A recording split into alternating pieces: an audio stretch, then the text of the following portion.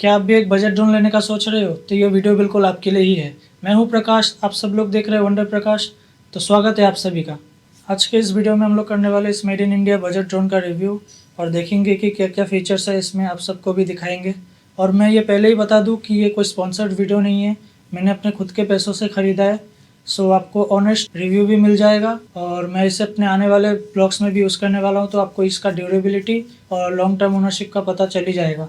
Video को बिल्कुल भी स्किप मत करिएगा और मैं नहीं चाहता कि कोई भी ड्रोन परचेस करने से पहले आप सबको ये पॉइंट्स पता ना हो।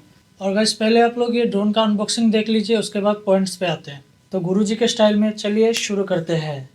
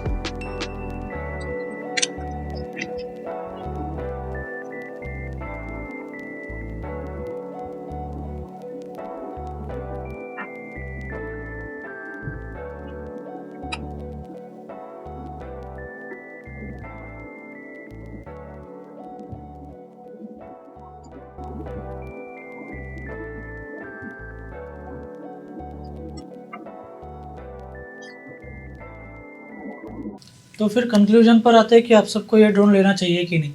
तो जैसे कि मैं बता दूं आपको, मैंने ये ड्रोन परचेज़ किया है 28,999 में, जो कि डबल बैटरी पैक था, और इसका सिंगल बैटरी पैक आएगा आपको 24,999। तो इसका सिंगल बैटरी ऑलमोस्ट 20 से 25 मिनट्स का फ्लाइट टाइम दे देती है, और काफ़ी अच्छा भी वीडियो क्वालिटी है, जैसे कि आप लोगों ने फुटेज में देखा ही है। मैंने इसको 2 बार क्रैश भी कर दिया था गलती से, फॉर्चुनेटली कुछ हुआ नहीं है इसको। इसके देखिए विंग्स में थोड़े थोड़े स्क्रैचेस है, बॉडी में भी थोड़े स्क्रैचेस आए हैं, बट फॉर्चुनेटली इसको कुछ हुआ नहीं है, कुछ भी पार्ट्स टूटा नहीं है, तो इसको आप ड्यूरेबल मान सकते हैं। अगर आपका बजट 25 से 30 के बीच में है तो ये ड्रोन एक अच्छा ऑप्शन है। अगर आप थोड़ा सा बजट को ऊपर खींच के 50,000 तक लेके जा सकते हो तो मैं बोलूँगा कि आप DJI का ही लो, क्योंकि उसका कैमरा क्वालिटी अच्छा है बहुत, और सेंसर्स भी है उसमें कुछ आने वाले ब्लॉग्स में भी आप लोग इसका इस्तेमाल देखने वाले हो। तो कमेंट करके बताना कि आपका इस ड्रोन के बारे में क्या राय है। तो इस वीडियो के लिए इतना ही, अगले वीडियो में मिलेंगे। Till then keep riding, stay healthy.